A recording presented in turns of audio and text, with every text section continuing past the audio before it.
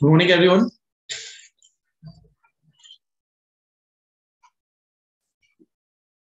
Morning, class.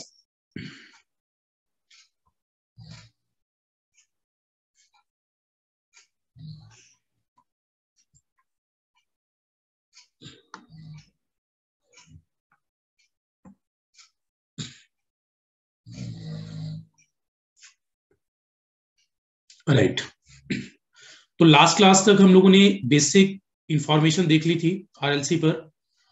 अब कुछ छोटे छोटे ऑब्जेक्टिव बिट से हम लोग टर्म्स को स्टार्ट करेंगे। Right, fine.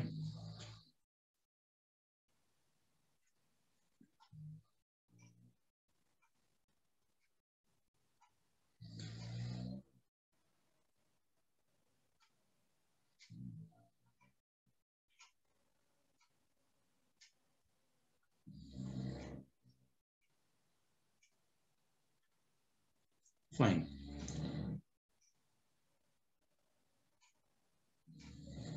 Camera should be on for everyone.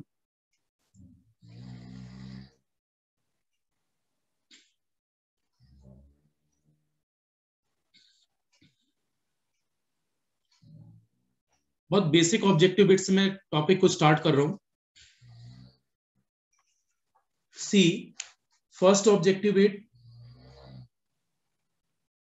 After 2 or 3 bits हम लोग क्वेश्चंस को प्रॉपर्ली अंडरस्टैंड करेंगे। फर्स्ट टर्म है अपने पास the phase difference, the phase difference. लिखते जाए सभी लोग क्वेश्चन को। The phase difference between the following voltage and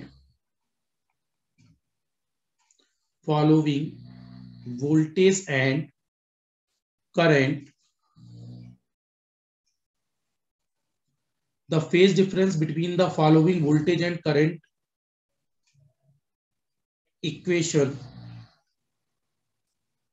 v of t दिया है 311 sin 100 pi t plus 30 degree volt, और I ऑफ टी दिया है instantaneous value 17 sign 100 pi T minus 20 degree ampere. आपसे पूछा गया है इनके बीच का फेज डिफरेंस आपको बताना है। राइट, इन दोनों के बीच का फेज डिफरेंस आपको बताना है। राइट, आपको फेज डिफरेंस यहां पर कैलकुलेट करके बताना है दोनों के बीच का। ऑप्शन ए है, ऑब्जेक्टिव बिट्स है, वेरी सिंपल बिट्स ओनली। ठीक है, ठीक है। 50 डिग्री, 10 डिग्री,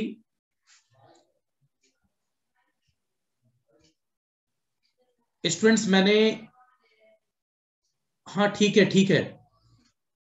ये जो भी आप लोग पूछ रहे हो कोचिंग कब से ओपन होगी students, as per government norms coaching open होगी तो अभी शायद 28 तक का आप लोगों के पास गवर्नमेंट्स का मॉड्यूल आया हुआ है, तो it may be from 29th। Right, 29th से ओपन होगी। अभी गवर्नमेंट ने इसको पोस्टपोन कर दिया है, 22nd तक पहले था इंफॉर्मेशन, 1 वीक का शायद और बढ़ा दिया है। राइट, तो अभी तब तक आप लोगों को ऑनलाइन ही कैरी करना है।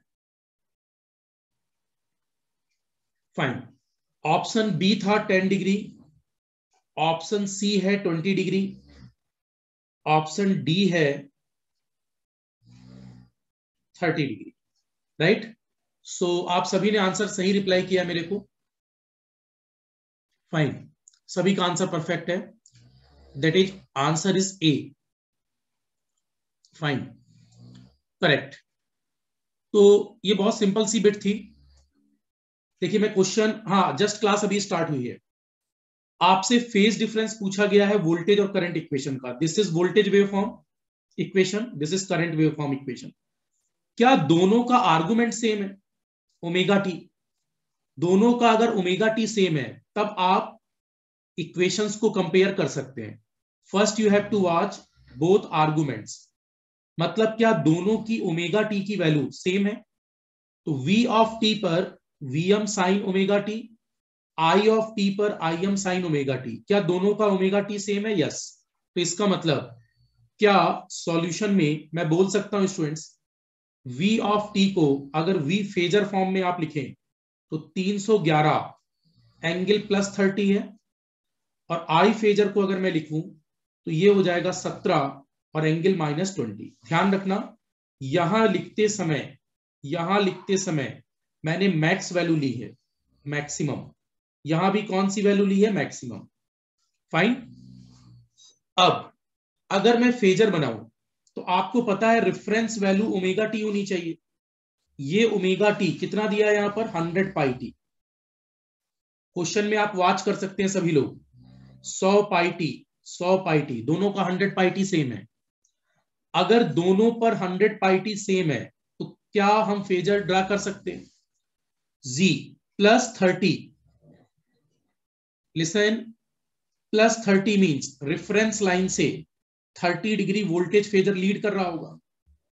So this is nothing but v phasor. कितना? प्लस 30. होप सो बात क्लियर है. करंट वाली वैल्यू -20 है. -20 रेफरेंस लाइन से नीचे होना चाहिए. आपने -20 यहां ड्रा कर लिया. -20 रेफरेंस लाइन से नीचे आएगा. ओवरऑल वोल्टेज और करंट के बीच का एंगल चाहिए. तो क्या ये एंगल 30 और 20 मिलाकर, सॉरी, क्या ये एंगल कंप्लीट 30 और 20 मिलाकर 50 डिग्री है? तो अगर पूछा जाए वोल्टेज और करंट के बीच का एंगल, यही पूछा गया था, phase difference between the voltage and current, तो क्या मैं कह सकता हूं वोल्टेज करंट फेजर से 50 डिग्री लीड कर रहा है या करंट लैग कर रही है? राइट. तो answer should be A only. Hope so मेरी बात यहां तक सभी को क्लियर है पहले एग्जांपल पर. फाइन.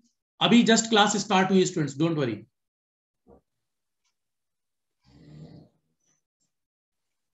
नहीं, स्क्रीन बिल्कुल प्रॉपरली शेयर है. स्क्रीन शेयर में कोई इशू नहीं है. आप लोगों को प्रॉपर स्क्रीन विजिबल है.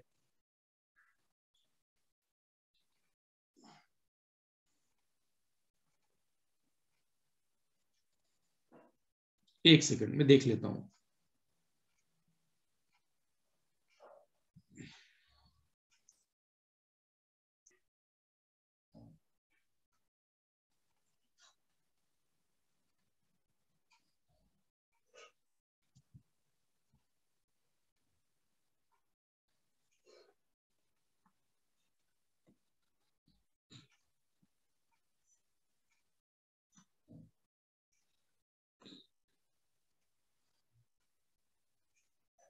फाइन. अब ठीक है. जिनको कुछ इशू आ रहा था,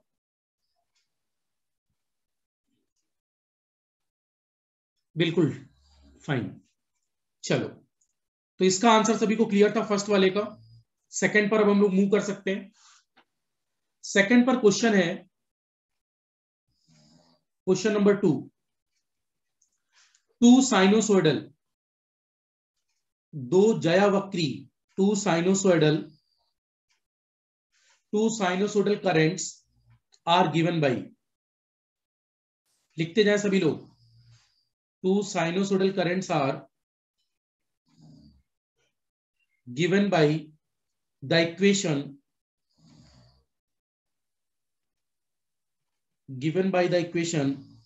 I1 of t is equal to 50 sin omega t plus pi by 4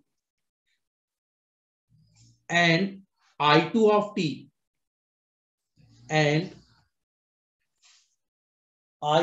of t एक सेकेंड. हाँ ठीक है. एंड I2 of t, अब मैं बात कर रहा हूं I2 of t की. This is 25 sign omega T minus pi by 6 ampere. ये वोल्ट, ये भी एम्पियर था। And phase difference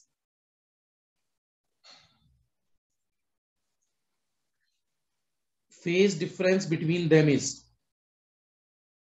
phase difference between them in degrees is, degree में बताना है आपको, राइट? डिग्री में आपको आंसर बताना है option A 150, option B 30, C 45, option D 75, right? ये क्वेश्चन था।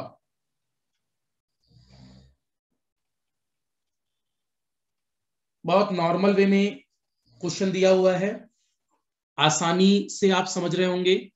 I1 ऑफ टी, देखो क्वेश्चन में बोला गया दो साइनोसोडल करंट है जिसकी इक्वेशन अलग अलग आपको दी गई है और इनके बीच का फेज डिफरेंस फिर से पूछा गया है। I1 ऑफ टी का मतलब, I1 ऑफ टी का मतलब 50 sign omega T plus pi by 4 है। I2 ऑफ टी का मतलब 25 sign omega T minus pi by 6 है, राइट? पाई को आप जानते हैं स्टूडेंट्स, पाई बाई 4 और पाई बाई 6 को कैसे हमें रिलेट करना है। पाई बाई 4 एक्चुअल में रेडियन है, पाई बाई 4 का मतलब है रेडियन। इसको डिग्री में कन्वर्ट करने के लिए आपको पता है 180 बटे पाई से गुणा करना होगा। पाई से पाई कट गया 4 से, तो ये 45 डिग्री आ गया। ऐसे ही पाई बाई 6 रेडियन भी डिग्री में कन्वर्ट करने के लिए 180 बटे पाई से गुणा होगा। पाई से पाई कट गया, ये 30 डिग्री आ गया। Fine, very good, correct only, correct correct correct, सभी का ठीक है, सभी का आंसर परफेक्ट है स्टूडेंट्स, राइट। अब यहां पर पहले वाले एक्सप्रेशन को अगर फिर से लिखा जाए, I1 ऑफ टी डिग्री में तो 50 साइन ओमेगा टी प्लस 45 है। I2 of T 25 sign omega T minus 30 है। तो अगर आपसे बोला जाए I1 फेजर का मान पता करो, तो I1 फेजर बराबर 50 कोण 45 है। I2 फेजर का मान 25 एंगल माइनस 30 है। इस बात का ध्यान रखेंगे, ये दोनों मान अभी किस वैल्यू पर लिख रहे हो, मैक्स, ये दोनों मैक्स हैं, राइट? फाइन। हाँ, अब देखो क्या प्रॉब्लम में दोनों का ओमेगा टी सेम है?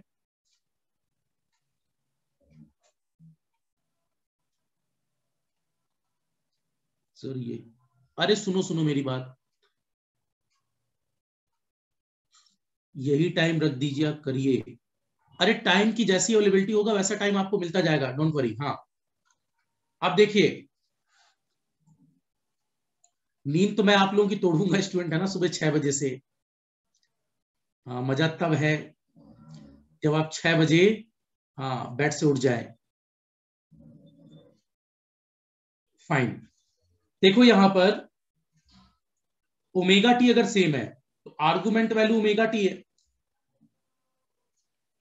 और क्या I1 फेजर प्लस 45 है, इसका मतलब ये anti clockwise, this is I1 phasor, कितना है ये? प्लस ये कितना है? -30। -30 क्लॉकवाइज होना चाहिए, तो ये 30 आ गया। क्या अब इन दोनों को देखा जाए तो क्या दोनों के बीच का टोटल एंगल 75 डिग्री है, 45 और 30। फाइन।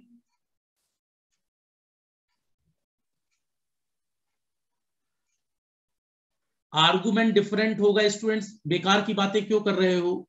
फिर मैं कुछ बोलूंगा।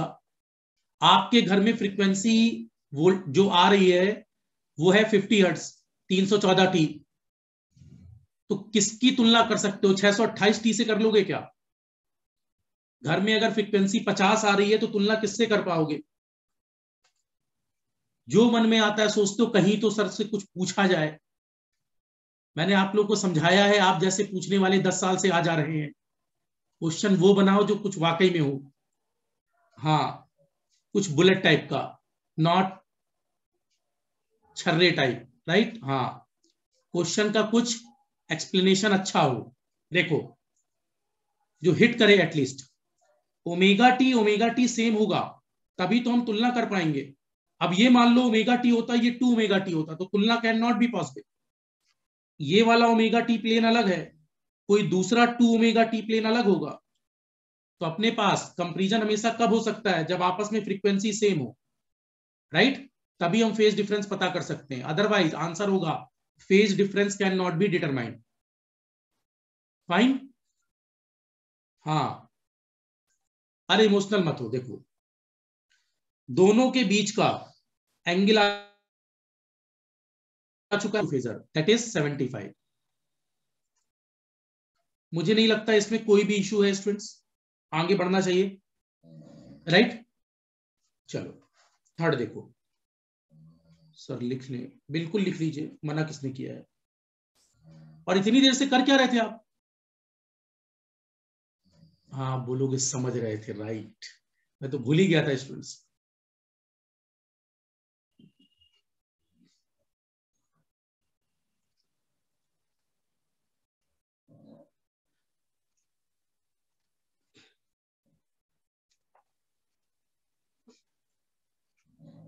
बस इतना इनफ टाइम था, अगला लिखो।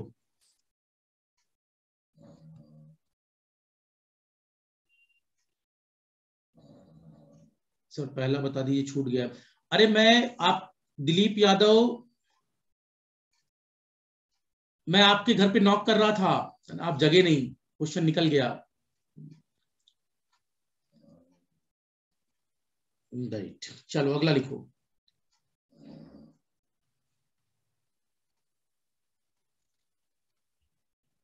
हाँ, इसका आंसर देखेंगे, question third.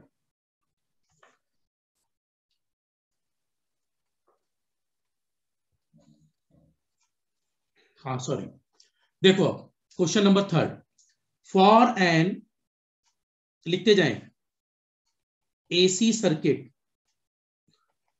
For an AC circuit V of T, कुमकुम जगते रहो, फॉर एन एसी सर्किट। आधे घंटे तो आप लोग जगाने में ले जाते हो, है ना? कितने लोगों ने बीच में नींद मार ली।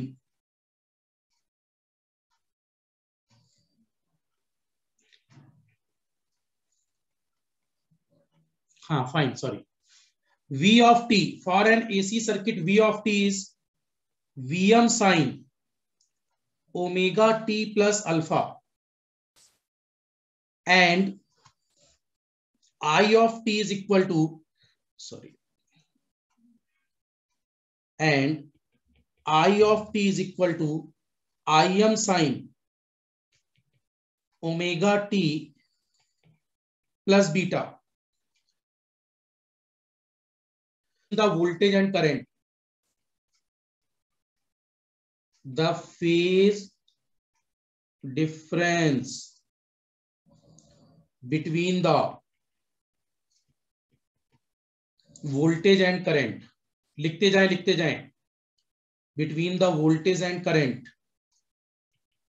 the phase difference between the voltage and current can be given by, इनका फेज डिफरेंस क्या होगा? ऑप्शन ए है, 4 ऑप्शंस आर देयर। एक ऑप्शन है अल्फा प्लस बीटा, ऑप्शन के साथ लिखेंगे or alpha minus beta. Option B है alpha minus beta or beta minus alpha है, beta minus alpha or beta minus alpha, sorry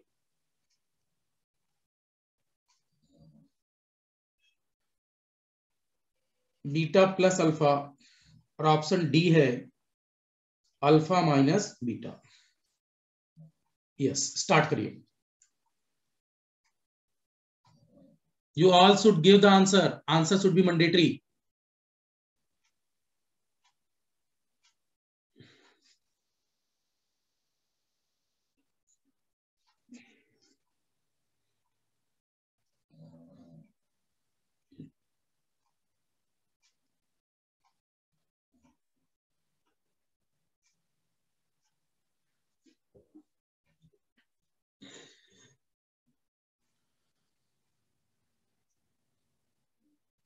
No.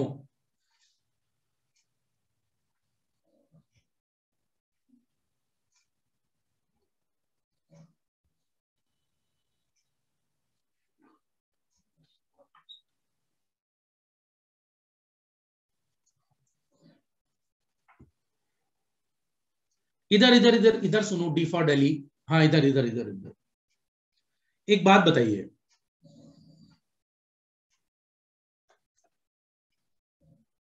v of T VM sign omega T plus alpha है। क्या ये सपना हो रहा है कि अल्फा का मान कितना है, बीटा का मान कितना है, नहीं पता? तो यहां दो पॉसिबिलिटीज हैं, अल्फा और बीटा में दो पॉसिबिलिटीज हम मानेंगे, राइट? हो सकता है, हाँ ये जरूर है, अल्फा अलग है बीटा अलग है, अगर दोनों सेम होते तो अल्फा और अल्फा ही लिखता वो, राइट? उसने क्या लिखा है, एक को अल्फा और एक को क्या लिखा है, बीटा, तो मतलब दो अलग अलग एंगल है। Yes, sure? यहां तक मेरी बात क्लियर है? दोनों एंगल अलग अलग हैं। तो अगर मैं आपसे बात करूं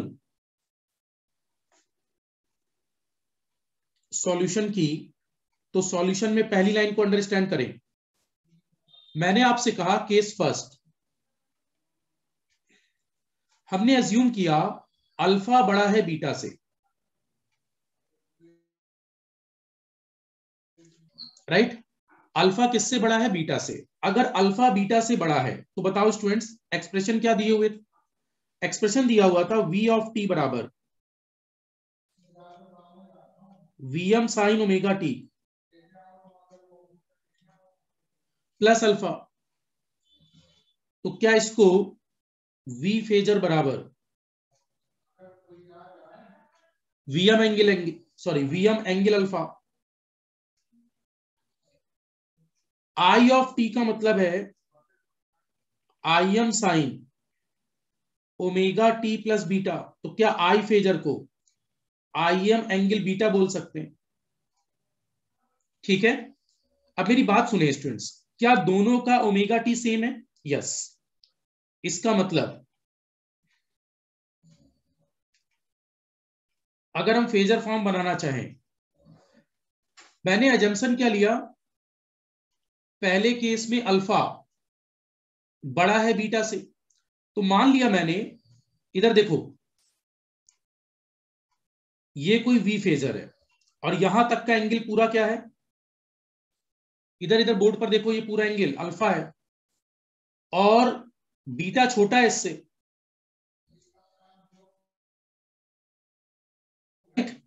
तो ये आई फेजर है और यहां तक का एंगल बीटा है। अब बताओ ये पूरा एंगल कितना है, ये अल्फा है ये बीटा है, तो क्या यहां तक का एंगल, यहां तक का एंगल अल्फा माइनस बीटा नहीं हो जाएगा? बताओ जरा, क्या इस बात पर सभी सहमत हो? इस बात पर सभी एग्री कर रहे हो? अल्फा माइनस बीटा हो जाना चाहिए। फाइन।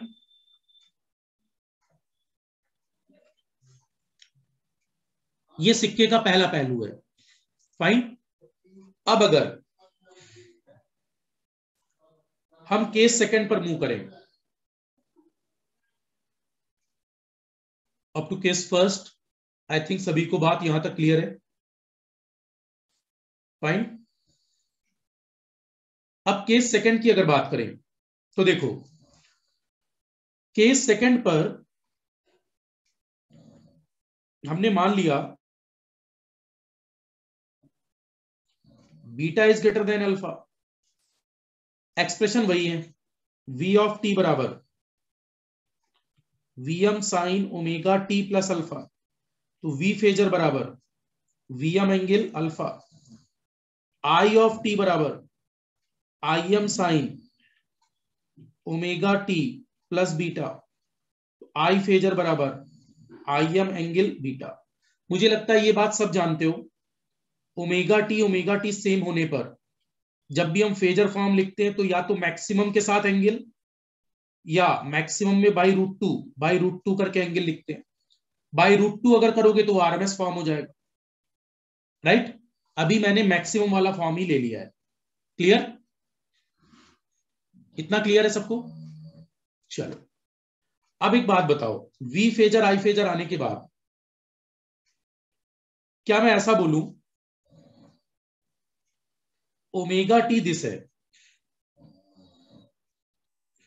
फाइन। इस बार बीटा बढ़ा है स्टूडेंट्स, तो क्या इस बार करंट फेजर ऊपर तक बनेगा? ये पूरा बीटा है और ये जो आई फेजर है, सॉरी वी फेजर का एंगल अल्फा है, आई फेजर का एंगल बीटा था।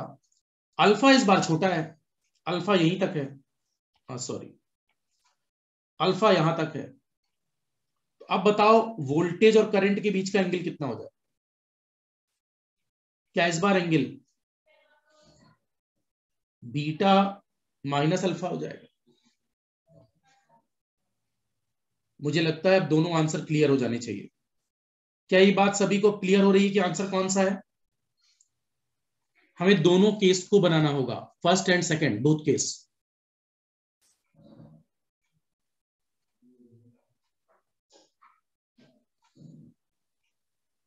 किसी को इसमें डाउट?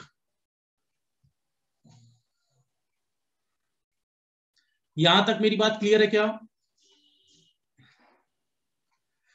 दोनों केस हो सकते हैं स्टूडेंट। उसने कौन सा अल्फा और बीटा का मान लिया है, इसका मतलब answer should be for Bombay.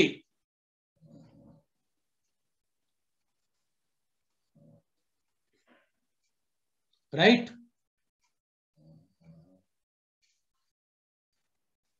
D for Delhi and A for Allahabad. Clear है आप लोगों को?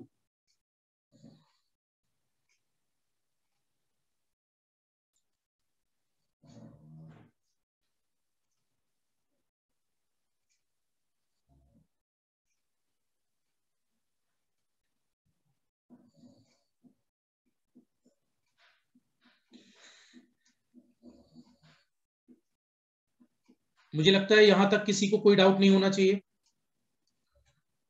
फाइन। अब हम लोग नेक्स्ट क्वेश्चन में मूव करते हैं।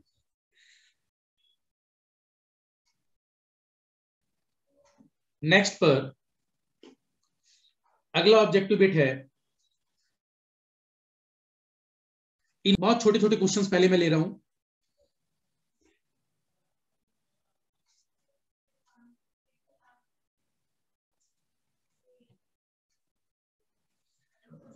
इन a single phase RL, in a sorry single phase series RL circuit, if current lags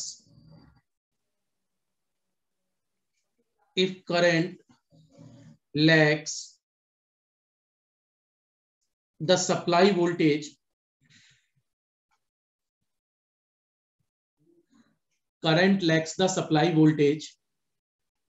by an angle phi,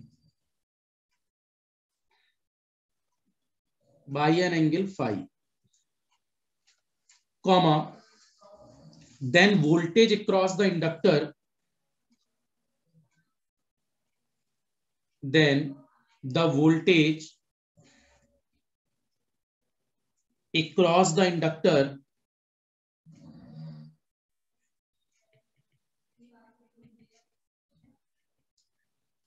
dot dot fill in the blanks है, फिर लिखा है the supply voltage by an angle of, फिर dot dot, option A दिया है लैक्स पहले dot dot के नीचे, और दूसरे डॉट डॉट पर लिखा है 90 माइनस 5। ऑप्शन बी दिया है लीड्स पहले फिल इन द ब्लैंक्स पर, और दूसरे फिल इन द ब्लैंक्स पर लिखा है 90 माइनस 5। ऑप्शन सी लिखा है लैक्स पहले फिल इन द ब्लैंक्स पर और फिर लिखा है 5। ऐसे ही ऑप्शन डी है लीड्स और फिर लिखा है 5।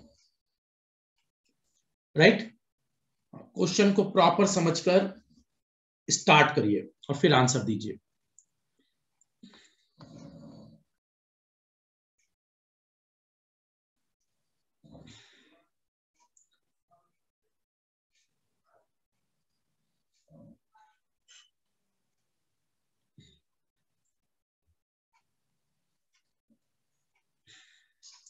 जो भी समझ में आ रहा है अपने हिसाब से स्टार्ट करिए।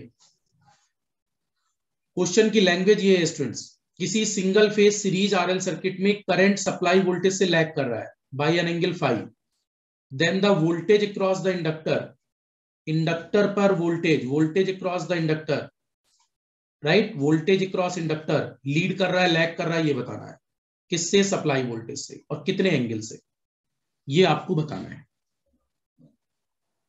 राइट? मैक्सिमम लोगों ने आंसर ठीक दिया है।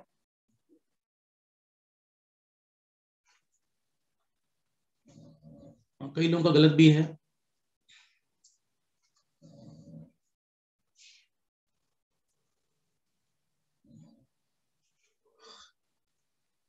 सॉरी,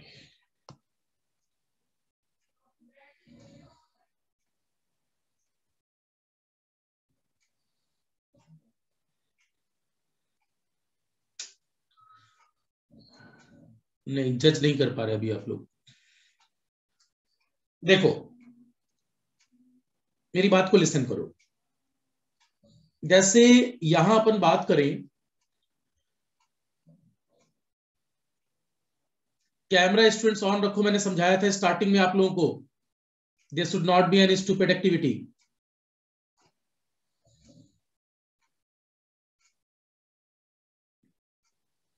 अब यहां मैसेज मत भेजो कि सर मीटिंग से कैसे आउट हो गए।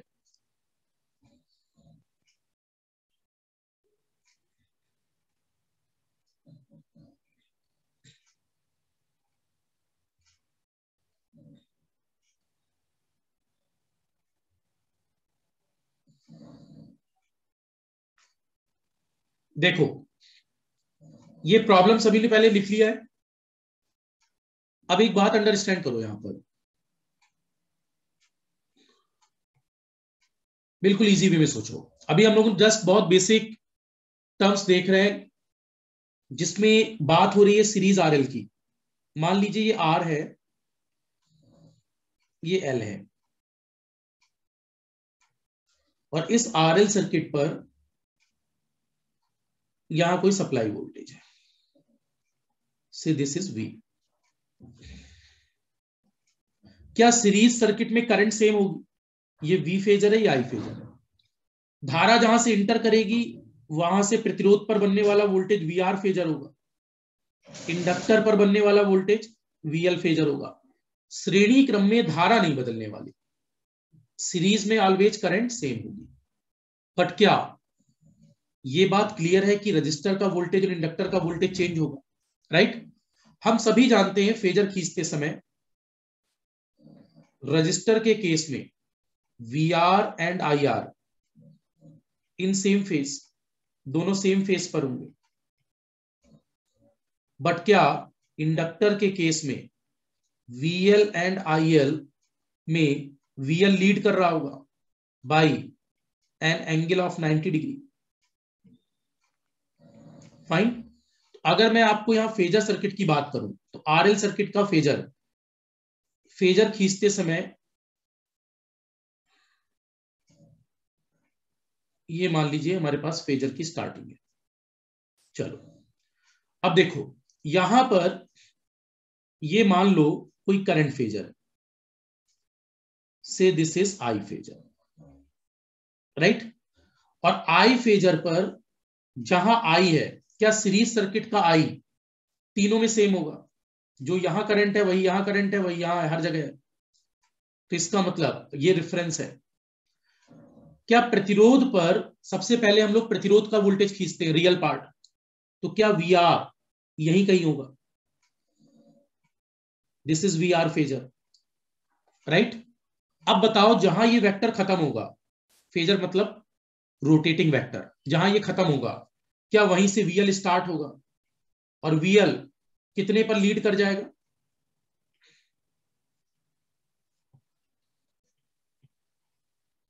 सॉरी,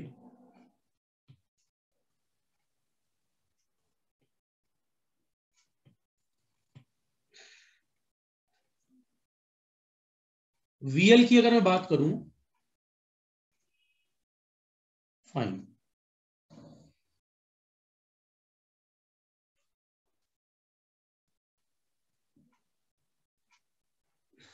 सॉरी, अगर मैं VL की बात करूं, देखो फर्स्ट मैंने VR खींचा था, से दिस इज VR फेजर, और ये वाला अपने पास I फेजर था यहां तक का, राइट। अब अगर मैं इंडक्टर पर वोल्टेज खींचूं तो क्या जहां ये VR खत्म हुआ है यहीं से VL फेजर आ जाएगा? होप मेरी बात यहां तक सबको क्लियर है। और VL फेजर दिस होगा, राइट। किसी को दिक्कत? यहां तक की लंबाई मॉड VR है, यहां तक की लंबाई मॉड VL है, राइट। बोलो अब परिणामी इनका कहां होगा? क्या इनका परिणामी जहां ये खत्म हो रहा है और जहां से स्टार्ट हुआ है दिस होगा? इस लंबाई को मॉड V बोलते हैं, और जिस पॉइंट पर ये मीट कर गया that is called V phasor, right. क्या ये एक राइट एंगल ट्रायंगल है? क्या ये एक समकोण त्रिभुज है? समकोण त्रिभुज में यहां वाला कोण 90 है, राइट। यहां वाला कोण 90 है। हाँ एक बात सुनिए, इसने प्रश्न में कहा है किसी single phase series RL circuit में करंट लैग, देखो करंट ये है I फेजर, और ये सप्लाई वोल्टेज टोटल V है। क्या इस V से I लैग नहीं कर रहा? कितने एंगल से? This angle is 5। क्लियर?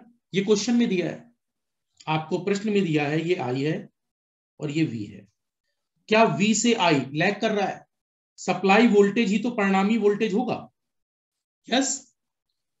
तो क्या स्टूडेंट्स यहां पर हम कह सकते हैं यहां वाला कोण कितना होगा?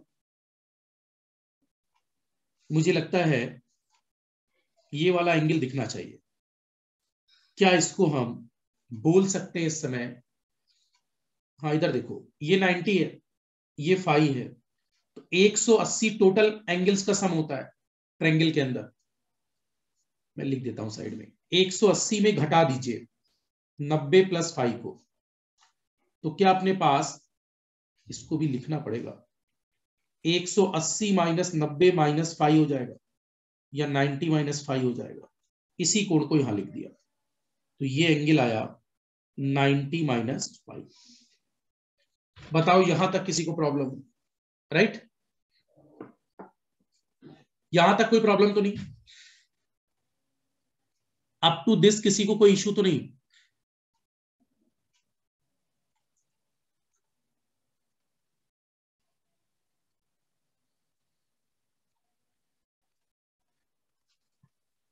अरे ये बताओ मुझे, इधर इधर इधर देखो, जब आप, ये आई था ये वी आर था, क्या इंडक्टर का वोल्टेज 90 डिग्री लीड नहीं करता? और इंडक्टर का वोल्टेज कितना लीड करता है स्टूडेंट्स? 90 कहां से आया? क्या ये 90 डिग्री लीड नहीं करता? तो यहां वाला एंगल 90 ही होगा। और ये वाला कोण कितना दिया है? फाई। क्या किसी त्रिभुज के कुल टोटल एंगल्स का सम, इस एंगल और इस एंगल का सम 180 नहीं होता? अरे बोलो। टोटल एंगल्स का सम 180 होता है। तो ये दो एंगल पता है, तो क्या 180 में इन दोनों एंगल को घटा ना दिया जाए जोड़कर? ये 90 है और ये फाई है, तो 90 और फाई को घटा दीजिए किससे? 180 से। घटाते समय 180 माइनस 90 कितना होगा? 90। अंदर माइनस का गुणा हो गया तो 90 माइनस 5। यही लिखा है मैंने, 90 माइनस 5। कोई दिक्कत? यहां तक एज सच कोई प्रॉब्लम हो तो बताएं। यहां तक कोई इशू नहीं होना चाहिए। फाइन।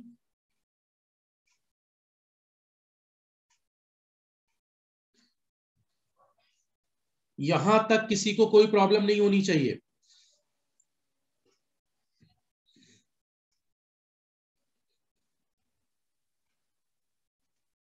अब देखो उसने पूछा क्या था। उसने कहा था, ध्यान से देखो, वोल्टेज अक्रॉस जो इंडक्टेंस से कितना, राइट? तो पहले हमें यह बताना है, ऑप्शन देखकर पता चल रहा है पहला वाला क्या पूछ रहा है, लीड या लैग, राइट? तो इंडक्टर का वोल्टेज सप्लाई वोल्टेज से कितना लीड या लैग कर रहा है। देखो, लीड या लैग देखने के लिए मुझे जनरल नॉमेनक्लेचर यहां से क्लियरिटी नहीं आ रही, राइट?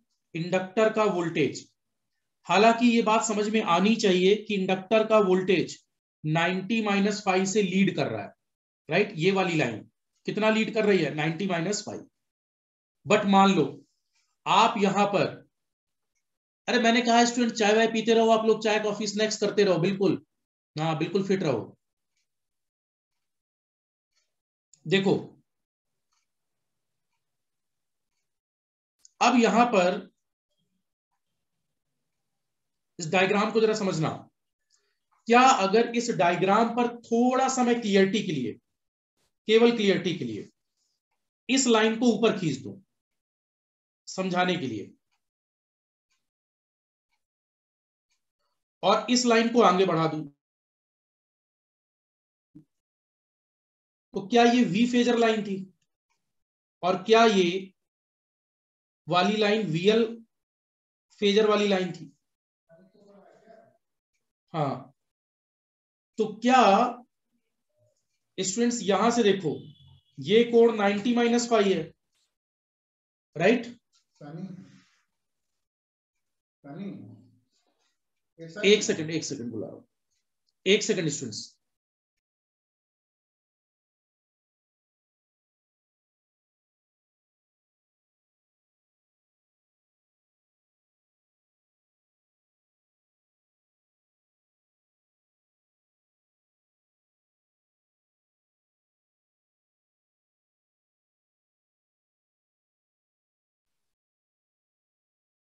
हाँ सॉरी स्टूडेंट्स, अब देखो यहां पर, सॉरी, फाइन। यहां तक क्लियर है सबको?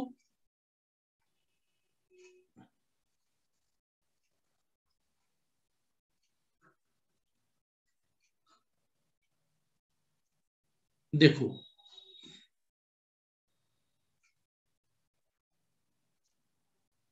अब यहां पर क्या ये वर्टिकली एडजेसेंट एंगल है? क्या बोलते हो इसको आप लोग? Yes, very good. सीड्स गया।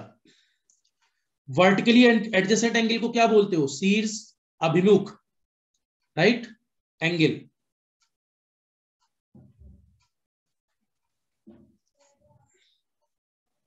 इसका मतलब वेरी गुड वेरी गुड, हाँ परफेक्ट, बहुत बढ़िया। किसने बोला है? शीर्षाभिमुख कोण, राइट पिंटू, करेक्ट, यही ढूंढ रहा था मैं, शीर्षाभिमुख, राइट, अब करेक्ट है। अब देखो अगले बैच वालों को कैसा बताता हूं, शीर्षाभिमुख, उनके कॉन्सेप्ट बिल्कुल क्लियर हो जाएंगे। फाइन, यस, ये वाला 90-5 है, नहीं पिछले साल भी सीखा था फिर मैं भूल गया। 90-5, इस बार भी ये एंगल, क्या स्टूडेंट्स ये 90-5 होगा? क्या बोलते हैं उसको? शीर्षाभिमुख एंगल, राइट, सॉरी शीर्षाभिमुख कोण। तो क्या इसका नाम भी, इसकी वैल्यू भी 90-5 होगी? अब जिनको क्लियरिटी नहीं थी मुझे बताइए, क्या रेफरेंस वोल्टेज से इंडक्टर का वोल्टेज लीड नहीं कर रहा? दिखा नहीं दिखा? क्या रेफरेंस वोल्टेज V है, इससे इंडक्टर का वोल्टेज, इसी की लाइन को हमने आगे बढ़ा दिया ना, और इंडक्टर वाली लाइन को आगे बढ़ा दिया, तो जो कोण यहां था वही कोण यहां होगा, राइट। 9/10 में वापस जाओ, तो ये वाला एंगल 90-5 क्या V से लीड नहीं कर रहा VL? तो यही तो पूछा था उसने।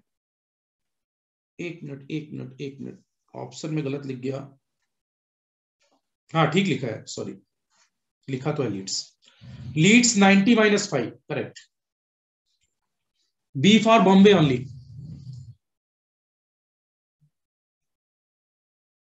ये ऑप्शन देखकर ही जज करना था।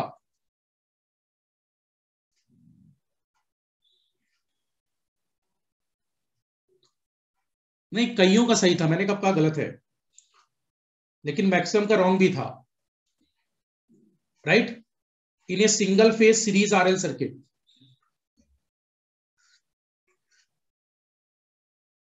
किसी single phase series RL circuit पर, एक single phase series RL circuit था जिसमें करंट सप्लाई वोल्टेज से लैग कर रही है, पश्चगामी है, कितने एंगल से? 5। तब बोला गया इंडक्टर का वोल्टेज सप्लाई वोल्टेज से कितना लीड या लैग कर रहा है, तो ये एंगल पता कर लिया आपने, राइट।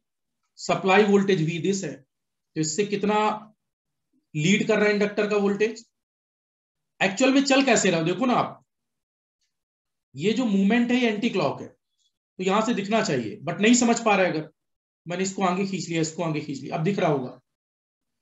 क्या इस V से, क्या इस V से VL 90-5 लीड नहीं कर रहा?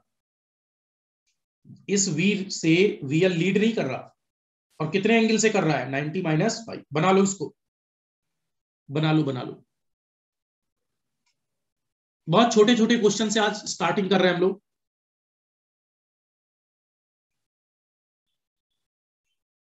कहीं वीडियो रुक नहीं रहा स्टूडेंट्स,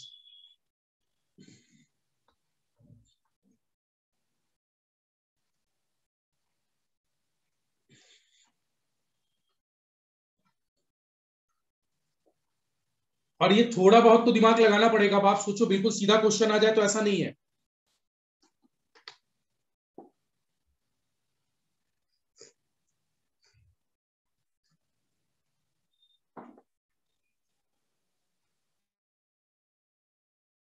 टाइम, जी, can I move ahead?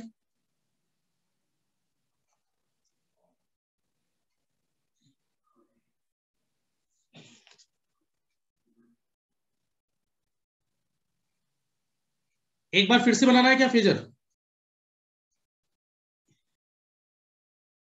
Phasor में कोई इशू तो नहीं? आरएल सर्किट का है, सीरीज आरएल का।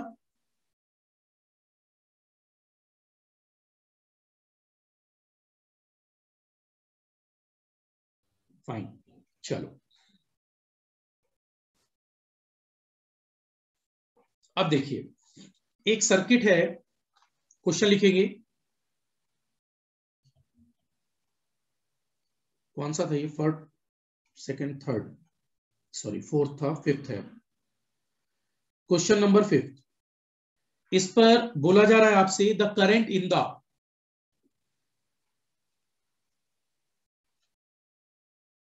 current in the series RLC circuit,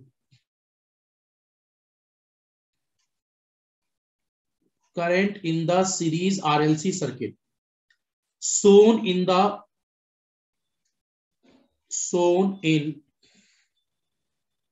below figure, shown in below figure। आपको करंट बतानी है सीरीज आरएलसी सर्किट की,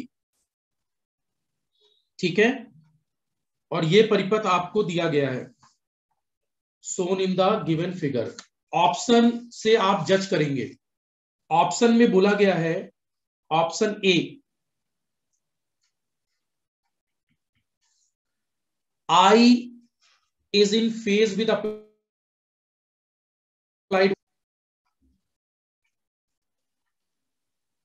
is in phase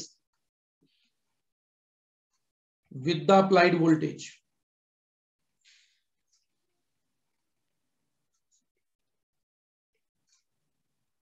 अगला बी है। आंसर कहां से दे दिया स्टूडेंट, अभी फिगर बनाया मैंने।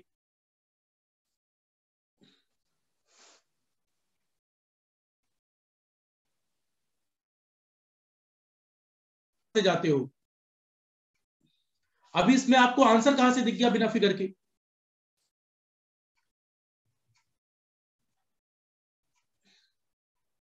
Next,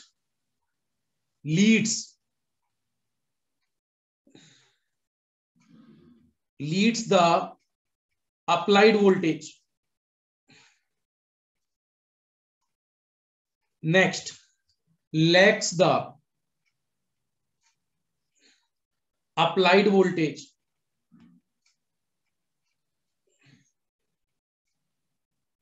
next, it may be lead or lag।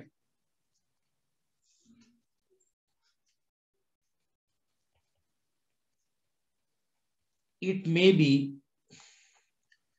lead or lag depending upon value of R। सबसे पहले ऑप्शन लिख लीजिए, फिर मैं क्वेश्चन का, राइट, ऑप्शन पहले लिख लीजिए।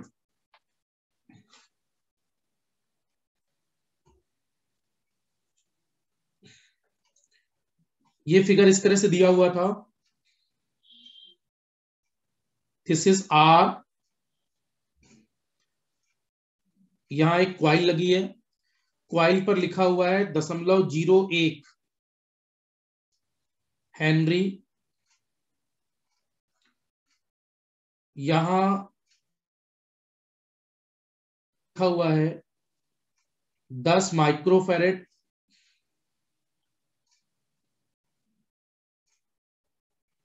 सप्लाई वोल्टेज का मान लिखा हुआ है 100 cos 1000t।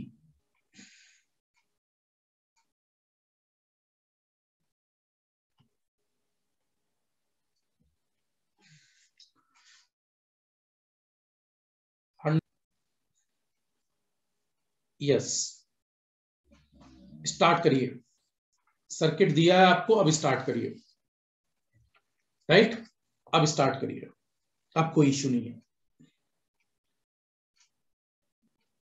ये क्वेश्चन है, आपसे बोला गया है करंट को बताना है, आरएलसी सर्किट में लीड कर रही है, सेम फेज में है क्या, या लीड कर रही है वोल्टेज से, या लैग कर रही है, या लीड और लैग दोनों कर सकती है, आर के मान के आधार आपको रिप्लाई करना है।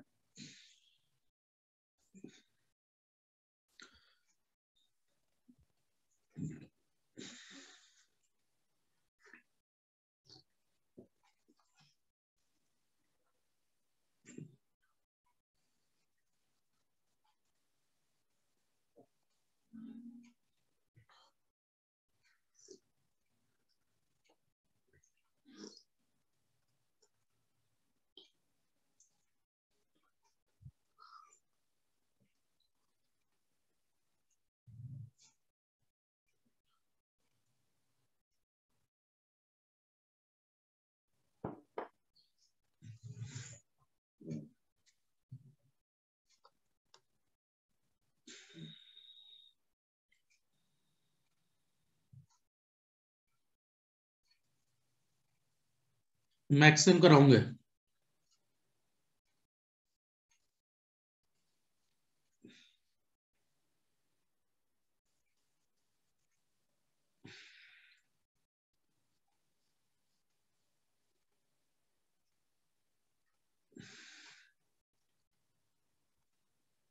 देखो, लिसन करो,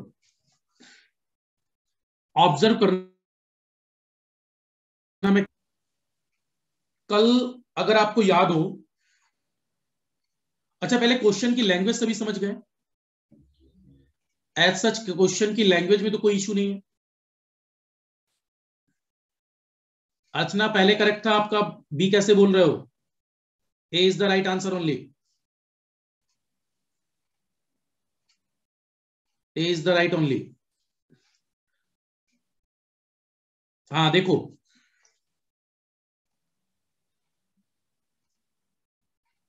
फाइन। अब मेरी बात, क्या ये, इधर आप बोर्ड में रहिए स्टूडेंट्स, मेरी बातों को जज करना जरा, आराम से कूल होकर सुनो। अब स्क्रीन पर रहो, बस लिख चुके स्टूडेंट्स, अब स्क्रीन पर रहो। देखो, ये आर है, ये एल है, ये सी है, सर्किट आरएलसी है। क्या ये सीरीज आरएलसी सर्किट है? Series RLC circuit, right. अगर ये सीरीज आरएलसी सर्किट है तो यहां तीन केस हो सकते हैं। केस फर्स्ट, एक्सएल बराबर एक्सी हो सकता है।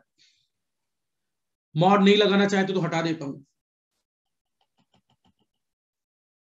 चलो बिना मॉड के लिख देता हूं। केस सेकंड, एक्सएल बड़ा एक्सी से हो सकता है। केस थर्ड, एक्सी बड़ा हो सकता है एक्सएल से। अगर ये वाला केस है, एक्सएल बराबर एक्सी, तो क्या हम कह सकते हैं जेड बराबर आर होगा, और इस समय सर्किट सेम फेज है, राइट, सेम फेज। और अगर एक्सएल बड़ा एक्सी से, तो पक्का है जेड बराबर होगी, ये एक्स नेट आ रहा होगा, मतलब मोर इंडक्टिव, मोर इंडक्टिव। और इंडक्टिव का मतलब क्या होता है? Lagging nature. और अगर एक्सी बड़ा है एक्सएल से, तो जेड बराबर R minus J X net आएगा, क्योंकि ग्राफ नीचे बनेगा। और अगर ग्राफ नीचे बनेगा तो मोर कैपेसिटी होगा। आरसी सर्किट का मतलब मोर कैपेसिटी। और कैपेसिटर के केस में तो ये तीन पॉसिबिलिटी है, या तो वो सेम फेज में होगा, या तो लैगिंग होगा, या तो लीडिंग होगा। लेकिन ये तीनों पॉसिबिलिटी किससे चेक होती है? एक्सएल और एक्सी के मान से, एक्सएल और एक्सी के मान से, राइट। तो सबसे पहले आपको जज क्या करना है? एक्सएल और एक्सी का मान। तो इसका मतलब डी तो नहीं हो सकता। डी क्यों नहीं हो सकता? उसने कहा ये डिपेंड करेगा आर के मान पर, आर के मान पर निर्भर ही नहीं करता, राइट। आर का मान जो भी है वो फिक्स है, इससे कोई डिपेंडेंसी नहीं है। डिपेंडेंसी किससे है? एक्सएल और एक्सी से। फाइन। तो answer D can not be possible, D तो नहीं हो सकता। अब इन तीनों की लड़ाई है, ए बी सी की। तो अगर आप क्वेश्चन में वी ऑफ टी को जज करें, वी ऑफ टी का मान दिया है 100 कॉस 1000 टी। तो एक काम करो, इसको तुलना कर लो वीएम कॉस ओमेगा टी से। साइंस में भी कन्वर्ट कर सकते हो, बट मेरी नीड क्या है स्टूडेंट्स? जैसा दिया है उसके रेफरेंस में बात करें हम, राइट। आर्गुमेंट कॉस में दिया तो हम कॉस में ही ले लें। अब बताओ, अगर इसको कॉस ओमेगा टी से तुलना करें तो ओमेगा कितना आ गया? 1000। क्या ये ओमेगा 1000 रेडियन पर सेकेंड? कोई दिक्कत?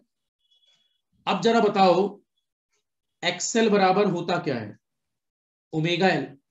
1000 गुणे एल कितना दिया है क्वेश्चन में? देखो इंडक्टर पर एल कितना दिया है,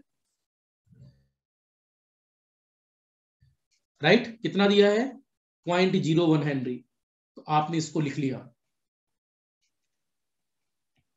और जब इसमें गुणा करेंगे तो क्या ये 10 और एक्सएल की यूनिट ओम होती है, राइट। ऐसे ही एक्सी पता करो, एक्सी का मतलब 1/ओमेगा सी होता है। ओमेगा का मान 1000 है, सी का मान देखो क्वेश्चन में कितना है, सी का मान 10 माइक्रोफेरेड है, राइट। माइक्रोफेरेड का मतलब 10 गुणे 10 की पावर -6। होप सो मेरी बात गेट कर रहे हो, फाइन।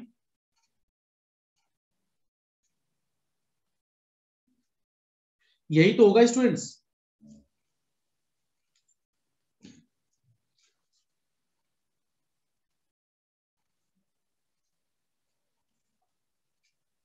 फाइन, चलो।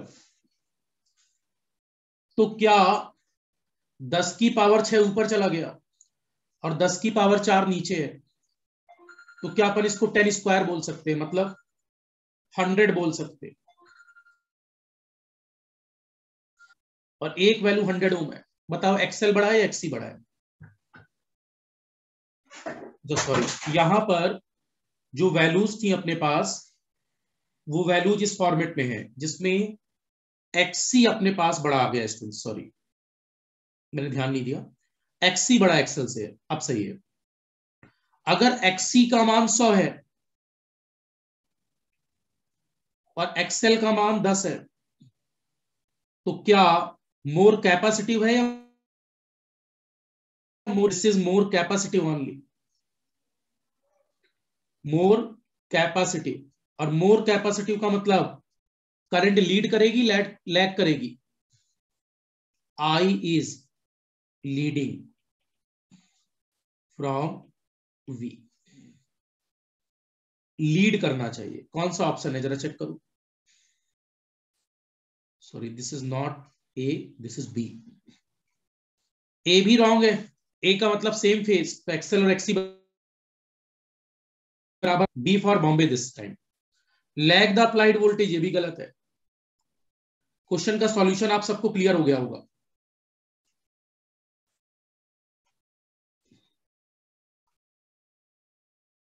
लिख लो यहां तक। कैपेसिटिव मींस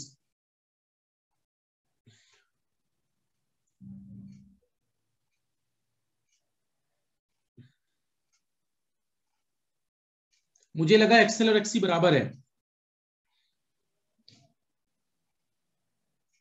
ठीक है, ठीक है।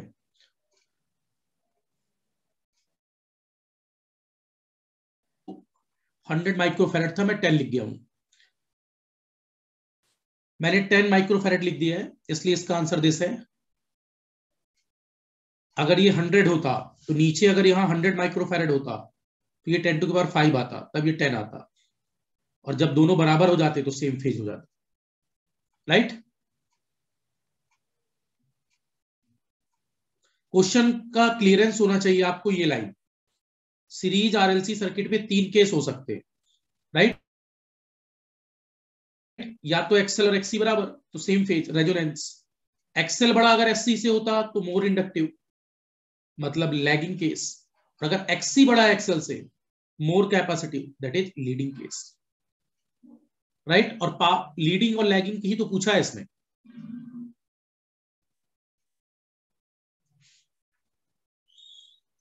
हाँ लिखिए लिखिए, जो लोग नहीं लिख पाए लिखे। अरे बस मैं समझ गया, समझ ही आंसर आज तक आया है। ठीक है, आंसर सही आया है। इतना इमोशनल क्यों हो जाते हो आप लोग? बोले सर आपने बोल कैसे दिया कि हम लोग का आंसर नहीं आया?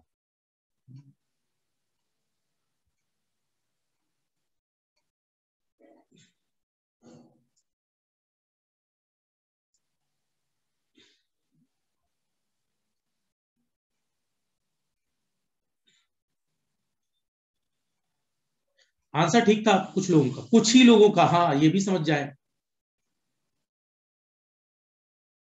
वो। फाइन। अब यहां पर अगर मैं आपसे बोलूं क्वेश्चन पर, हो गया यहां तक? इसमें अगर कहीं कुछ फिर से पूछना हो एक बार चेक कर लो, अगर कोई और डाउट हो इस पर।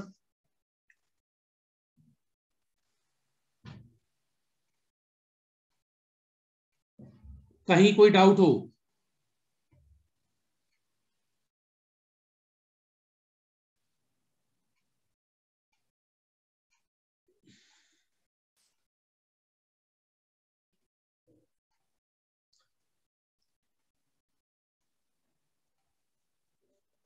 मैं स्टूडेंट्स, अब ये जितने लोग लिख रहे हो सर मेरा भी सही था, फिर लिखना स्टार्ट आप लोगों का।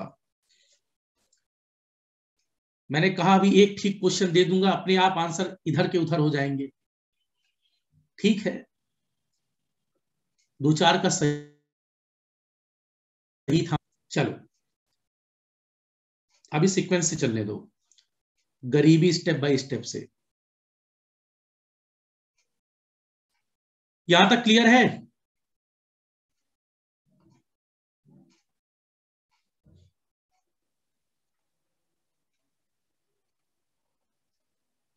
फाइन। चलो अब देखो, अगर आपसे बोला जाए power factor of the circuit बताना है,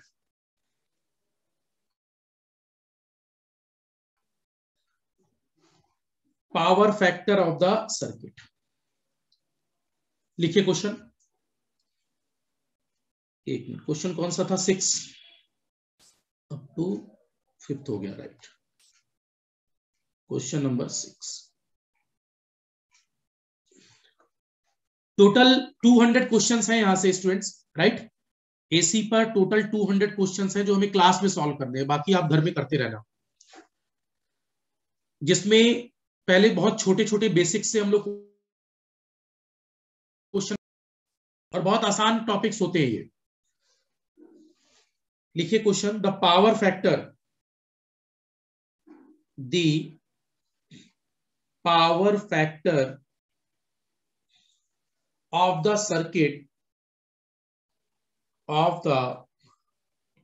circuit shown in the figure, shown in the figure।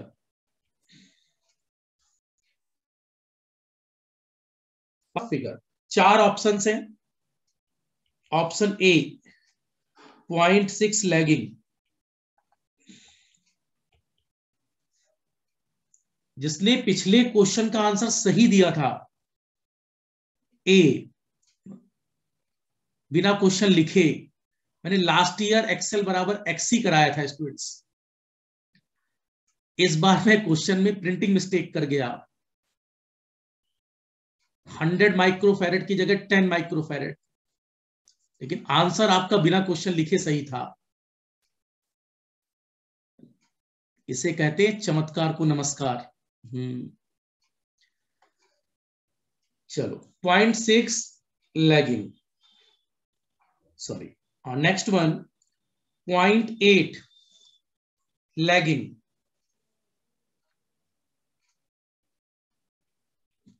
0.3 lagging,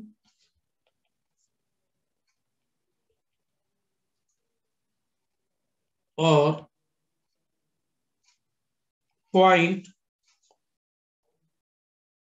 6.8, चलो 0.8 लीडिंग। ये सर्किट है आपके पास।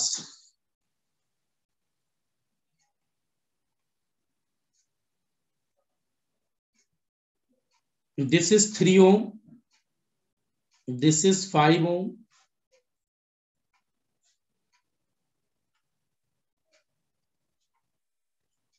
एक्सेल का मान 6 ohm।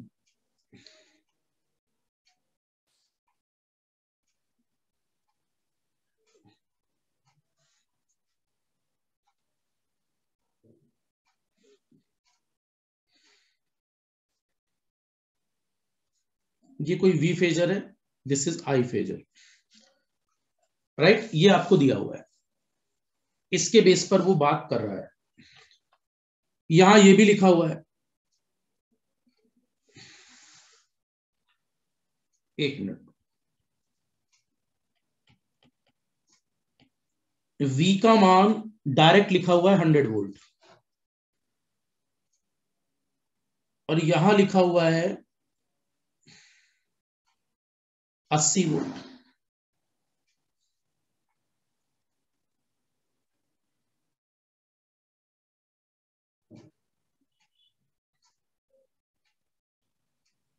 और एग्जाम में ऐसा बना हुआ था स्टूडेंट्स,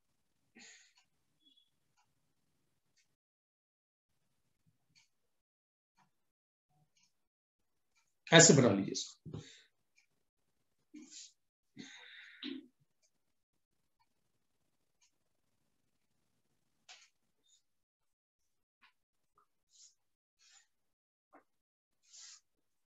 बनाइए बनाइए।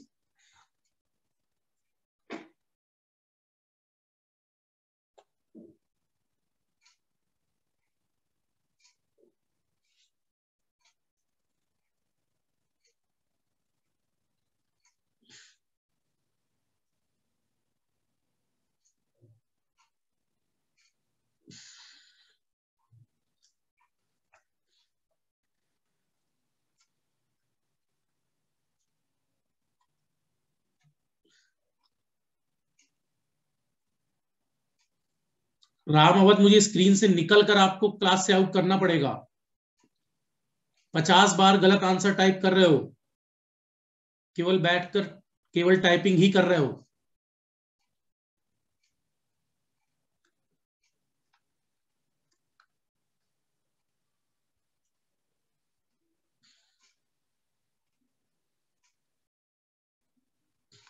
राइट, देखो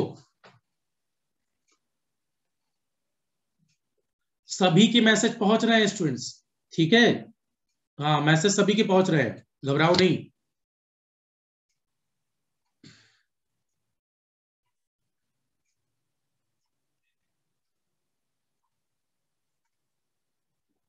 नाइनटी 99% लोगों का सही है, कुछ लोग डाइवर्टेड हो। देखो समझना जरा, मेरी बात को लिसन करो। इधर देखो, इधर इधर। क्या इस वोल्ट मीटर के बारे में कोई इंफॉर्मेशन है? नहीं, नहीं है। इसका मतलब वोल्ट मीटर आइडियल है, नहीं दिया तो आइडियल मानेंगे। आइडियल कैसा व्यवहार करता है? Open circuit. कैसा व्यवहार करता है? Open circuit. हटा दो इसको, तो ये सर्किट कैसा बन गया? 3 और 5, क्या ये दोनों रेजिस्टेंस है? रेजिस्टेंस है तो एक साथ काउंट होंगे, राइट। टोटल रेजिस्टेंस कितना है? 8 ओम। टोटल रेजिस्टेंस 8 ओम। एक इंडक्टर लगा है और क्वाइल पर लिखा क्या है? 6 ओम, राइट। यहां जो सोर्स वोल्टेज है, ध्यान से देखिए, उस सोर्स वोल्टेज पर साइन और कॉस कुछ नहीं लिखा। देखो इधर, कुछ साइन और कॉस नहीं लिखा, केवल 100 लिखा है। आपके घर में केवल 220 लिखा है स्टूडेंट, साइन कॉस कुछ नहीं लिखा, तो वो कौन सी वैल्यू है? बिना साइन कॉस के लिखा हुआ मान बाय डिफॉल्ट क्या होता है? आरएमएस। बिना साइन कॉस के लिखा हुआ मान बाय डिफॉल्ट क्या होता है? RMS, root mean square value. Yes और नो? बोलो। तो यहां पर लिखा हुआ है 100 वोल्ट, ये मान कौन सा मान है? By default RMS. ये कोई नहीं कहेगा कि सर ये मैक्स है। क्या इसके साथ साइन और कॉस लिखा हुआ है? फाइन। दूसरी बात, फ्रीक्वेंसी की जरूरत कहां है स्टूडेंट्स? फ्रीक्वेंसी नहीं दी हुई। इधर इधर इधर सुनिए, फ्रीक्वेंसी की रिक्वायरमेंट कहां है? एक्सेल डायरेक्ट नहीं दिया उसने। अगर उसने एक्सेल डायरेक्ट दिया है आपको, तो क्या ये पहले से ओम में कन्वर्ट है? ओमेगा एल तो तब लगाते जब यहां फ्रीक्वेंसी देता और यहां एल देता। उसने एल की जगह सीधे क्या दिया है? एक्सेल। क्या दिया है? एक्सेल। तो बताओ क्या स्टूडेंट्स, आपको यहां सीधे आर पता है 8 ओम और यहां सीधे एक्सेल पता है 6 ओम? यस, ये दोनों बातें डायरेक्ट गिवन है। तो टोटल जेड बताओ। जेड बराबर आर प्लस जे एक्सएल हो जाएगा। अरे एक्सेल को डायरेक्ट थोड़ी ना जोड़ दोगे स्टूडेंट्स, एक्सेल का नेचर होता है, एक्सेल का नेचर कैसा है, प्लस जे। फाइन। टोटल जेड लिखते समय अगर मैं जेड को लिखना चाहूं, इधर देखो अगर नहीं समझ पाए, टोटल जेड फेजर बराबर Z R phasor plus ZL phasor होना चाहिए। जेड आर फेजर को क्या लिख सकते हो, आर। जेडएल फेजर को क्या लिख सकते हो, जे मॉड एक्सेल। मॉड एक्सेल ही एक्सेल होता है, कोई दिक्कत। अब आप मुझे बताइए, आर का मान 8 है, एक्सेल का मान 6 है, तो क्या इसका इंपीडेंस ट्रायंगल नहीं खींच सकते? अगर मैं इसका इंपीडेंस ट्रायंगल खींचूं, इंपीडेंस ट्रायंगल, तो इंपीडेंस ट्रायंगल क्या होगा, ट्रायंगल।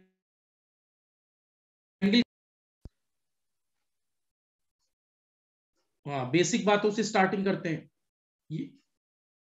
सबसे पहले रियल पार्ट, रियल पार्ट कितना है, 8 है, तो आपने सबसे पहले आर को खींचा, सॉरी दिस वन आर, और ये आर है कितना, आर बराबर 8 है। जहां ये खत्म हुआ वहां से एक्सेल खींचा, एक्सेल कम है इस बार। एक्सेल कितना है, मॉड एक्सेल 6 ओम, तो 6 यूनिट हो गया। जहां से स्टार्ट किया जहां पर खत्म किया दोनों को मिला दो, तो क्या ये आरएल सर्किट की कुल प्रतिबाधा आ जाएगी।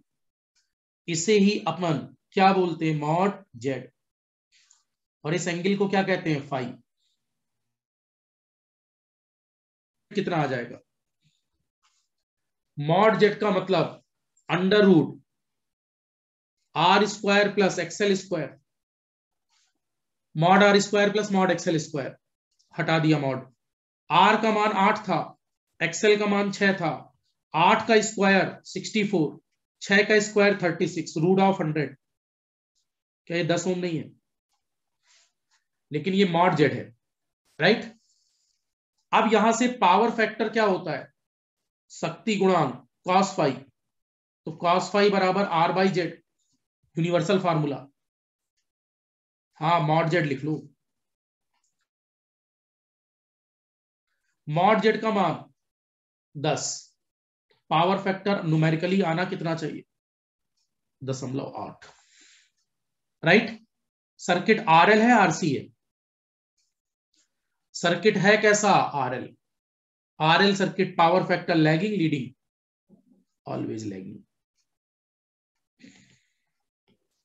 स्टार्टिंग में जब पढ़ाया होगा तो बताया भी होगा कि जब भी अपने पास इंपीडेंस में प्लस साइन आता है तो उल्टा होता है, लैगिंग होता है, राइट।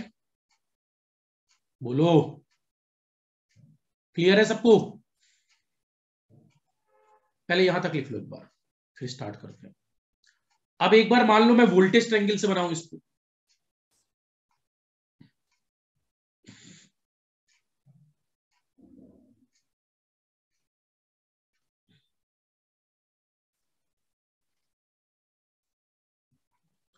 आप लोग इतने हैरान परेशान क्यों हो जाते हो कि सर वोल्टेज से भी हो जाता।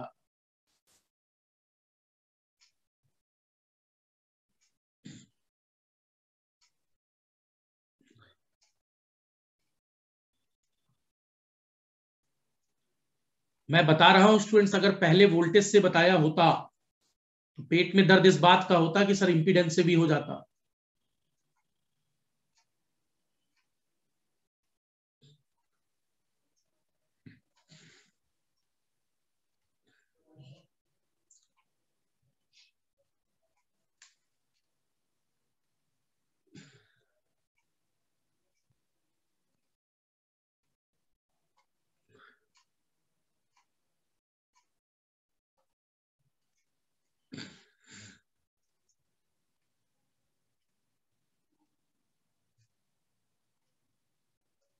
हो गया कंप्लीट।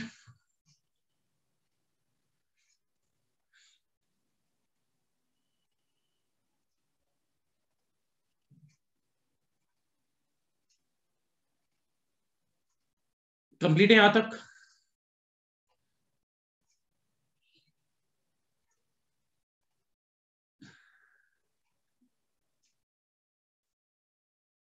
फाइन। देखो अब मेरी बात को अंडरस्टैंड करो। इस सर्किट में टोटल आर 3 और 5 मिलाकर 8 है। आर का मान 8 ओम है। इस पर जो वी आर दिया है वो 80 वोल्ट दिया है। दूसरे में ये क्वाइल लगी है। इस क्वाइल पर जो लेकिन इंडक्टर का वोल्टेज नहीं पता, राइट। और नीचे अपने पास सोर्स वोल्टेज दिया है।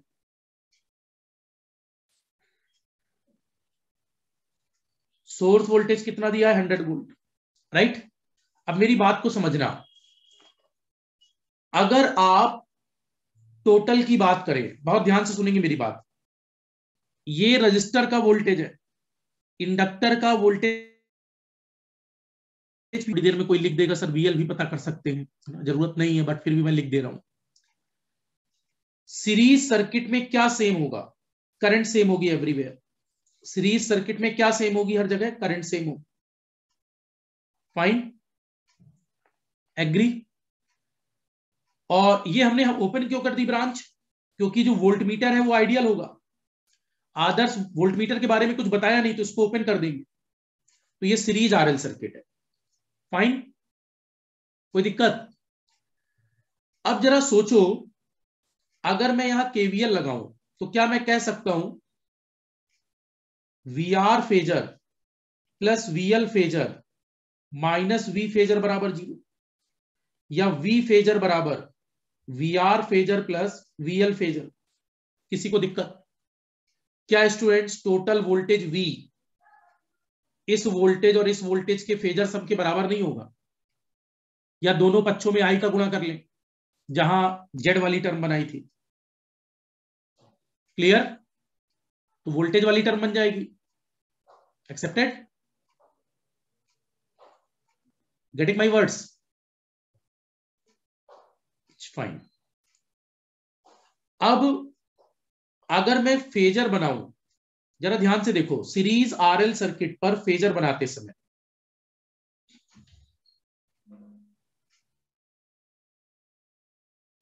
यहां तक अपने पास ये आई रेफरेंस फेजर होगा कोई वोल्टेज ट्रायंगल के लिए। रजिस्टर का वोल्टेज, हाँ इधर बताइए, क्या रजिस्टर का वोल्टेज वी आर फेजर? क्या मैं कह सकता हूं कि V R and I R same phase?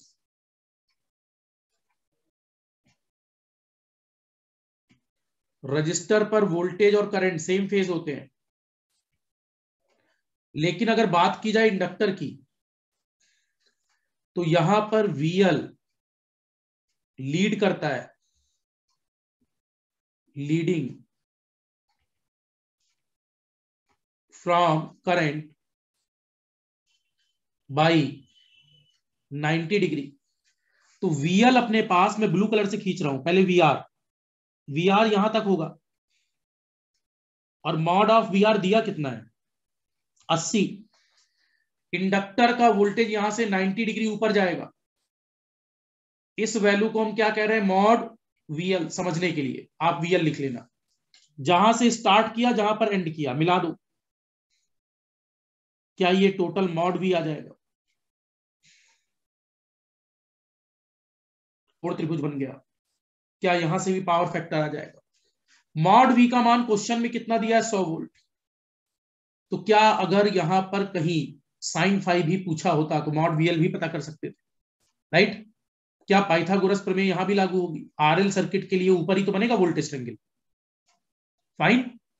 तो यहां पर यूजिंग पाइथागोरस प्रमेय, पाइथागोरस थ्योरम से मॉड वी बराबर अंडर रूट में mod V R square plus mod V L square. जिन लोगों को दिक्कत होती है वो केवल इतना लिख सकते हैं, मॉड वी बराबर अंडर रूट, मॉड नहीं लगाना चाहते, V R square plus V L square, right? Mod V R और वी आर एक ही बात है।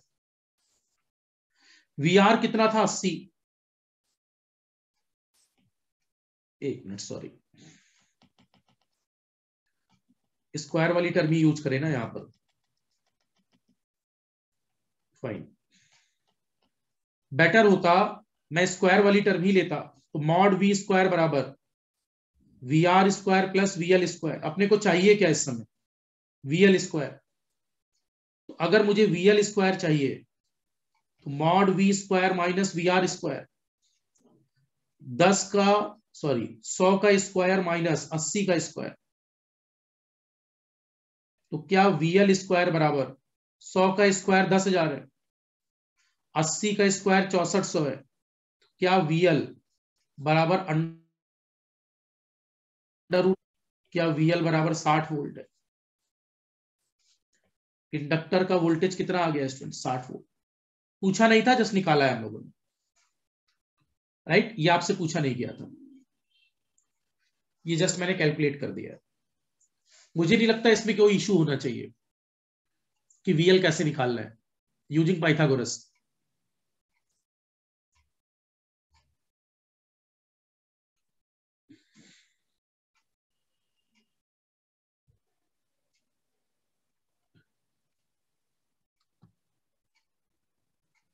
फाइन।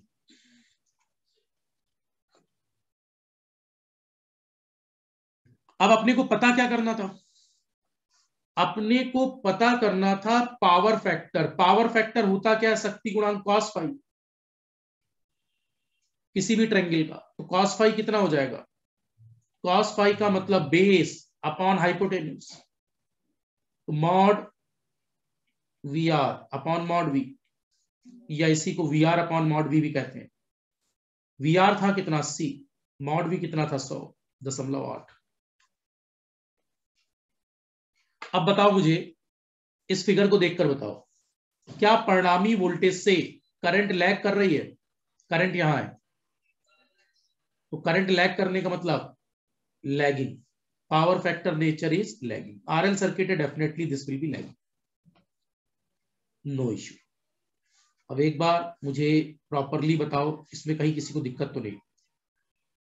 बेटर था यहां वोल्टेज मेथड, बट मैंने दोनों क्यों बताए हैं जरा सुन ले। हो गया? मेरी बात क्लियर है? यहां तक मेरी बात क्लियर है? अरे लिखो नहीं स्टूडेंट्स, केवल body language, that is the only language which can be recognize in the class, online class. हाँ राइट।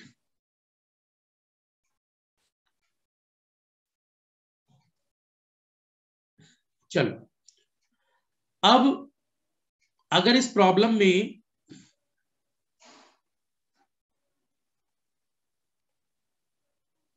हाँ बिल्कुल बिल्कुल बिल्कुल करेक्ट,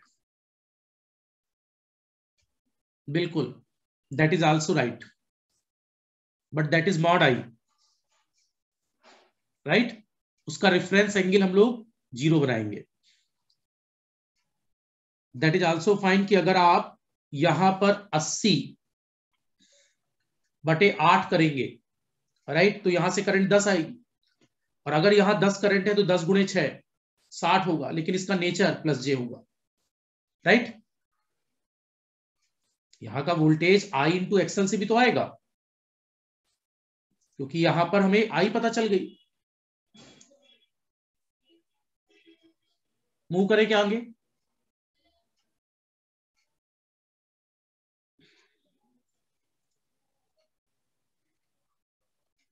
फाइन। देखो,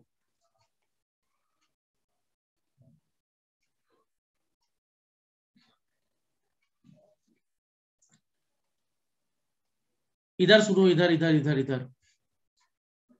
स्टार्टिंग में स्टूडेंट्स आप लोगों को मैंने नोडल और मैथ सिखाया था, राइट? तब आप लोग आंसर देते समय ये बोलते थे कि सर नोडल से आंसर ये आ रहा है, मैथ से आंसर ये आ रहा है। क्या अलग आया आज तक? हाँ, तो दुनिया का कोई भी मेथड लगाओगे उससे आंसर सेम आएगा, बट बिना नए किरचाफ बने, राइट? जब तक किरचाफ वैलिड तब तक आपके आंसर वैलिड। अब सुनिए, रजिस्टर पर टोटल वैल्यू 8 होंगे और रजिस्टर पर वोल्टेज 80 वोल्ट, तो क्या यहां की करंट नहीं पता चल जाएगी? और ये करंट आई बराबर कितनी होगी? क्या आई बराबर 80/8 हो जाएगा? तो क्या हम कह सकते हैं 10 एम्पियर की करंट है? अगर ये करंट 10 एम्पियर है, ध्यान से सुनो, कितनी आ रही है करंट? 10 एम्पियर। तो क्या स्टूडेंट जो करंट यहां फ्लो कर रही है वही करंट यहां नहीं फ्लो करेगी? तो अगर आप इंडक्टर पर वोल्टेज निकालना चाहते हैं केवल मॉड, तो मॉड वीएल बराबर मॉड आई इंटू मॉड एक्सएल। अगर आप मॉड वीएल निकालना चाहते हैं तो मॉड आई इंटू मॉड एक्सएल। मॉड आई का मान 10 है, मॉड एक्सएल का मान कितना है? 6, तो ये 60 वोल्ट आ जाएगा, राइट? लेकिन मुझे पावर फैक्टर बताना था फेजर डायग्राम से, तो इसलिए उसको यूज किया था। बोलो कोई दिक्कत? क्लियर है यहां तक? हाँ, अब क्या मैं वो बात बोलूं जो बोलने के लिए मैंने क्वेश्चन दिया था, राइट? चलो सुनो जरा, आपकी बुक में ये क्वेश्चन यहां 60 वोल्ट के साथ मिलेगा स्टूडेंट्स, राइट? देखो इधर रेजिस्टेंस कितना दिया है? 8। सप्लाई वोल्टेज कितनी दी है? 100। और यहां लिख दिया 60, यहां लिख दिया 80। How it can be possible? क्या ये पॉसिबल है? क्या ये पॉसिबल है ये 100 हो और यहां 60 वोल्ट आ जाए? अगर रेजिस्टेंस 8 हो में, नो। और यहां VL 80 आ जाए और ये 60 आ जाए। जो आंसर, ध्यान देना, जो आंसर इंपीडेंस ट्रायंगल से आएंगे वही आंसर वोल्टेज ट्रायंगल से भी एंगल के आएंगे, बदल नहीं सकते। इसलिए बुक इस फॉर्म में कुछ पुराने क्वेश्चंस को कॉपी करते समय कई बुकों ने इस VR को क्या लिख दिया? 60। आंसर वही निकाला है, आंसर इंपीडेंस ट्रायंगल से निकाल दिया है। तो आपको समझना होगा, चाहे इसकी पावर ट्रायंगल भी बनाए तो आंसर तीनों से सेम आएगा, चाहे वो इंपीडेंस ट्रायंगल हो, चाहे वो वोल्टेज ट्रायंगल हो, चाहे वो पावर ट्रायंगल हो, हर जगह से आंसर क्या आएगा? सेम। क्लियर? मेरी बात गेट कर रहे हैं? VR 80 ही देना होगा, VL 60 ही होगा, तभी ये 100 होगा, जब 8 और 6 यहां दिया है, राइट? चलो अब नेक्स्ट देखो,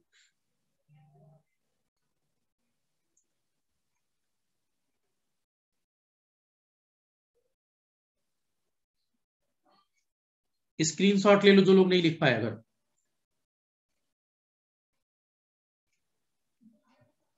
कहां पर है? आप लोगों की गीता में होगा। कहां पर है?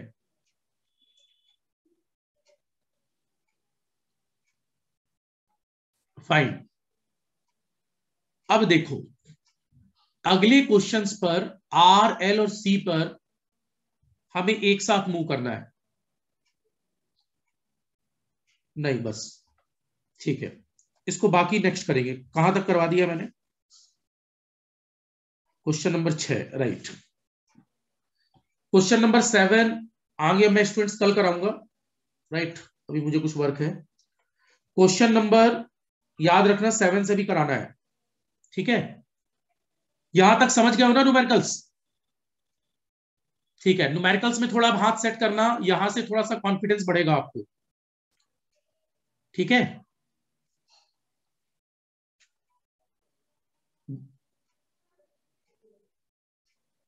आज प्रॉपर सो लेना स्टूडेंट्स, दोपहर में, रात को कोई सोते हुए मत मिलना मुझे। सभी लोगों से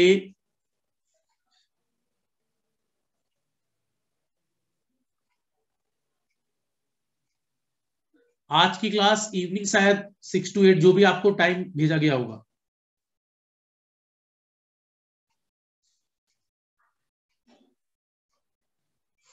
मुझे आइडिया नहीं है, जो भी शेड्यूल भेजा गया होगा वही होगा, राइट?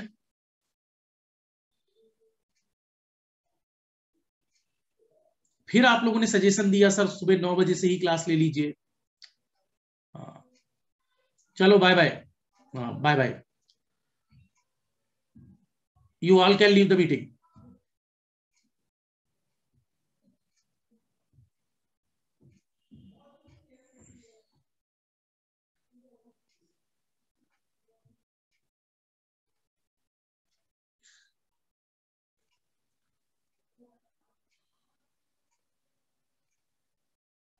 अरे पावर और इलेक्ट्रॉनिक्स नहीं चलेगा, वो गलती से मैसेज आ गया हो दूसरे बैच का, ठीक है, कोई पावर इलेक्ट्रॉनिक्स नहीं चल रहा,